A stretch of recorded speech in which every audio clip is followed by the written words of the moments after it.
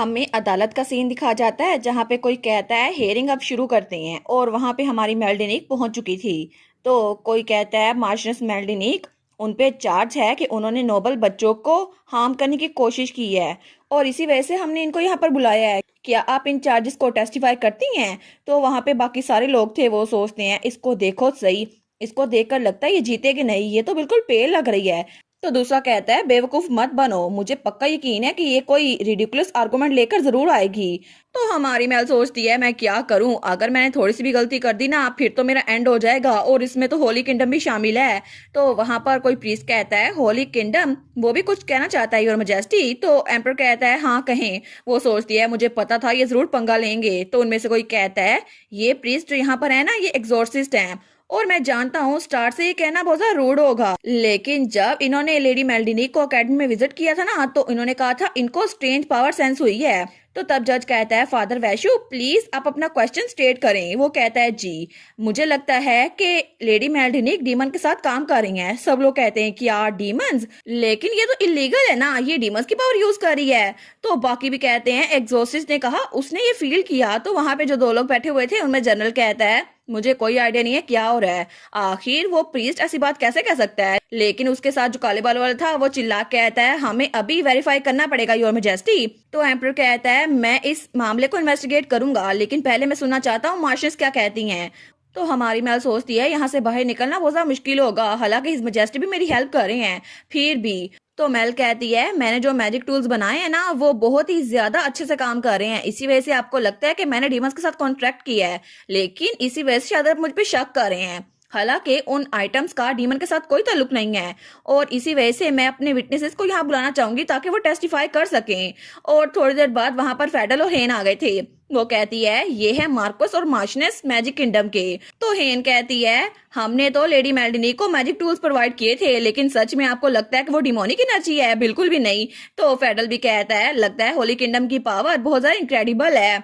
तो तब बाकी लोग कहते हैं क्या सच में आपने उनको मैजिक टूल प्रोवाइड किए थे?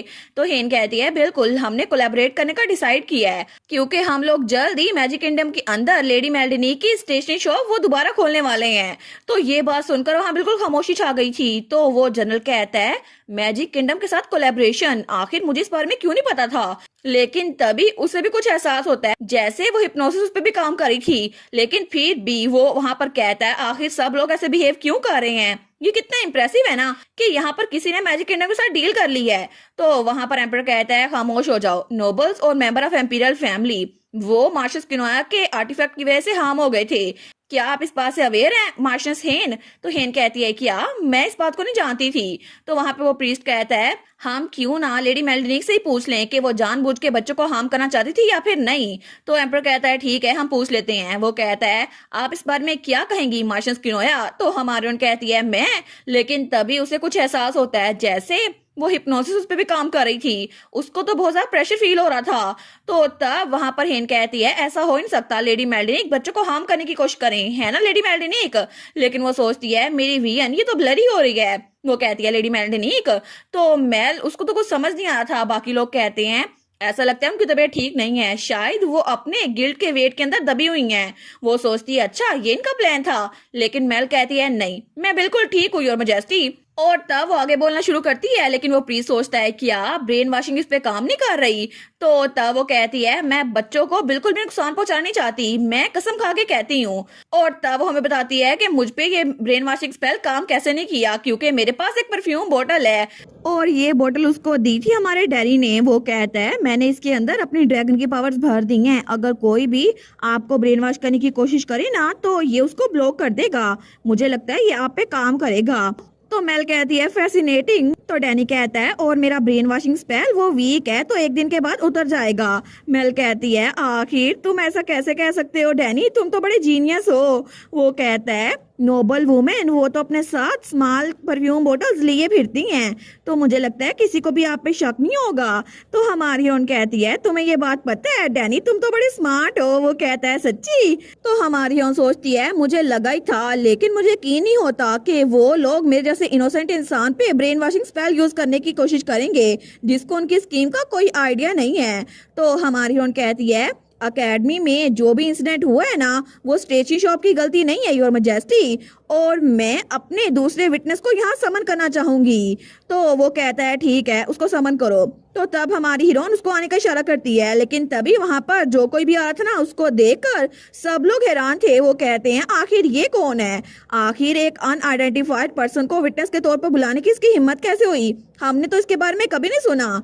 तो एम्पर कहता है अपने आप को जाहिर करो, अपने आप को आइडेंटिफाई करवाओ कि तुम हो कौन। तो हमारी मैल उसको देखती है, वो कहता है मैं हूँ सेकंड विटनेस काउंट मैथ्यू, मैं आपको ग्रीट करता हूँ योर मैजेस्टी। तो हमारी मैल सोचती है जब कल डैनी मुझे ये परफ्यूम की बोतल दे रहा था ना, तो आइजक ने कहा था मैं वहां पर आऊंगा और मैं तुम्हारा सेकंड विटनेस बनूंगा। अभी तक लोगों को पता नहीं है कि मैं मास्टर ऑफ मैजिक टावर हूँ। तो प्रेजेंट में मैल उसे कहती है अगर तुम अपने आप को काउंट मैथ्यू बुलाओगे ना, तो कोई भी तुमको पहचान नहीं पाएगा।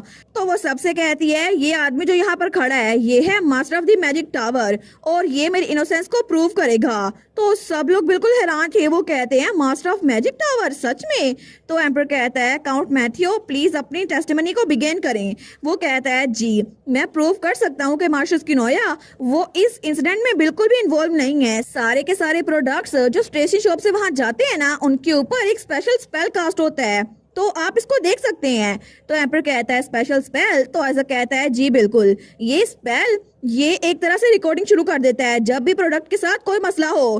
तो प्रीस कहता है मैंने कभी स्पेल के बारे में कभी नहीं सुना, और वैसे भी अभी आपने बताया है कि मैजिक टावर का मास्टर मार्शल स्किनोया के साथ काम कर रहा है, तो आखिर हम इस बात पे कैसे यकीन करें कि दोनों मिले हुए नहीं हैं। हमारे सोचती है मुझे लगा ही था कि ये लोग एविडेंस के साथ कोई मसला खड़ा करेंगे, लेकिन ये लोग इसके लिए तैयार नहीं है ना। तो हमारे कहती है तो फिर पैलेस में से कोई इसको खुद क्यों नहीं देखता, क्योंकि मुझे लगता है कि सच साबित करने के लिए काफी होगा कोई ऐसा जिसका ना मेरे साथ ना मैजिक टावर के मास्टर के साथ कोई कनेक्शन हो, आप उस पर ट्रस्ट कर सकते हैं। तो एम्पर कहता है ठीक है मैं इसको अलाउ करूंगा। और थोड़ी देर बाद वहां पर वो मैजिशियन आ गया था, वो कहता है अब मैं एग्जामिनेशन शुरू करता हूँ योर मैजेस्टी।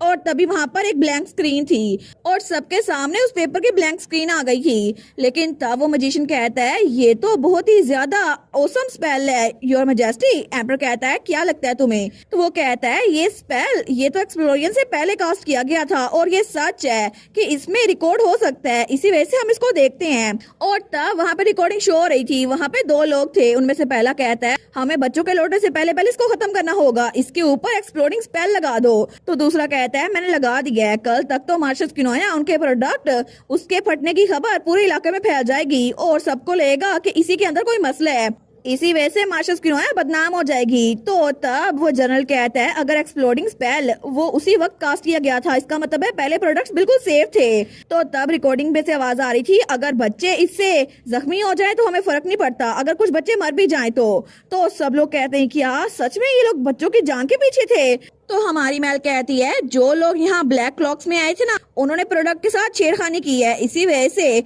वो मुझे फ्रेम करने की कोशिश कर रहे थे और उन्होंने तो बच्चों को नुकसान पहुंचाने की कोशिश की जो कि हो नहीं सका। इसी वजह से मुझे लगता है आपको मेरे बजाय उनको इन्वेस्टिगेट करना चाहिए, क्योंकि इस वीडियो देखने के बाद मैं भी एक विक्टिम हूँ। तो वहाँ बिल्कुल खामोशी हो गई थी। तो हमारी हीरोइन उस प्रीस्ट से कहती है फादर ऐसा लगता है मेरा बिजनेस आजकल बड़ा एक्सेप्शनली सक्सेसफुल हो रहा है, क्योंकि बहुत सारे लोग मेरी हेल्प कर रहे हैं और इसीलिए आपको लगता है कि मैंने डिमस की पावर यूज की है, लेकिन मेरी स्टेशनरी शॉप उसको खुद लेजेंडरी हीरो असिस्ट कर रहा है, सर डोमिनिक जिसने डिमस को मारा है। तो आखिर मैं डीमंस की स्ट्रेंथ क्यों लूंगी। तो वो प्रीस्ट कुछ बोल नहीं पाता। तो एम्पर कहता है आपने अच्छी तैयारी की थी मार्शनेस, अब मुझे कोई वजह नजर नहीं आ रही कि मैं इस हियरिंग को कंटिन्यू करूं। तो वो प्रीस्ट कहता है नहीं और मैजेस्टी अभी तक उसके बारे में कुछ भी साबित नहीं हुआ। तो एम्पर कहता है बस बहुत हो गया, इस एम्पायर पे मैं रूल करता हूँ, मुझे पता है कि मुझे लोगों को क्या टास्क देना है, इसी वजह से आप बिल्कुल भी कुछ और नहीं बोलेंगे, अगर आपने कुछ बोला तो ये मेरे अथॉरिटी को चैलेंज करना होगा। तो वो सोचती है मैंने डोमिनिक के साथ जो कि हीरो स्वार्ड है उसके साथ पैक्ट बनाया हुआ है, इसके अलावा मैं पहली और इकलौती इंसान हूँ जिसने मैजिक किंगडम के साथ डील की है और मैजिक टावर का मास्टर वो मेरा बिजनेस पार्टनर है। तो इन लोगों को बिल्कुल भी तो ये लोग मुझे बिल्कुल भी लाइट नहीं लेंगे। तो अब से पोप वो पब्लिक सेटिंग में मुझसे पंगा लेने की कोशिश नहीं करेगा, क्योंकि मैं इस जगह की इन्फ्लुएंशियल फिगर बन चुकी हूँ। तो एम्पर कहता है हम वीडियो वाले क्रिमिनल्स को इन्वेस्टिगेट करेंगे, और मुझे लगता है उन्होंने डीमन की पावर वो यूज की है। तो हमारी ओन सोचती है चलो अच्छा हुआ, मेरे बारे में सारी अफवाहें वो भी खत्म हो जाएंगी। तो तब वो आगे आती है उस प्रीस्ट के पास, वो कहती है फादर, और तब आवाज में कहती है अपने मास्टर से कह देना अगर आपको मुझसे कोई बात करनी है तो किनोया मीनार में आ जाए, क्योंकि मैं उनको वहाँ विजिट करने से बिल्कुल नहीं रोकूंगी, और जिसको काम होता है ना उसी को आके मिलना चाहिए, आपको नहीं लगता? तो प्रीस्ट वो तो बड़े गुस्से में आया था। हमारे सोचती है और इसने कहा था ये एक एग्जॉर्सिस्ट है, मैंने सुना था कि एग्जॉर्सिस्ट डीमन का खात्मा करते हैं, लेकिन पता नहीं जिन डीमंस को मैं जानती हूँ ये उनको खत्म कर पाएगा या फिर नहीं, क्योंकि वो डीमंस तो बहुत ज्यादा पावरफुल हैं। और तब जाते हुए सोचती है ये लोग जो चाहे वो ट्राई कर सकते हैं। और थोड़ी देर बाद हमें बाहर बाजार का सीन दिखा जाता है, तो वहाँ पे बहुत सारे लोग थे। तो एक बच्ची थी, वो कहती है मोम वो देखें ये है क्या, तो वहाँ पे कुछ चमक रहा था। तो बाकी लड़कियां भी कहती हैं ये तो वीडियो ऑर्ब है जिसके ऊपर मैजिक किंगडम का सिंबल बना हुआ है। तो दूसरी कहती है मैजिक किंगडम, तो वो बाकी लोग भी थे, वो कहते हैं लेकिन ये प्रोडक्ट ये तो मैजिक किंगडम ने यहाँ इंस्टॉल किया है ना, लेकिन क्यों? तो तभी वहाँ पर उस वीडियो के अंदर उन लोगों को डैनी नजर आता है जिसके हाथ में मकई पकड़ी हुई थी। तो तब वो वहाँ पर कुछ सर्च कर रहा था, तो वो लोग कहते हैं एक बच्चा, लेकिन इसके हाथ में क्या पकड़ा है, कौन?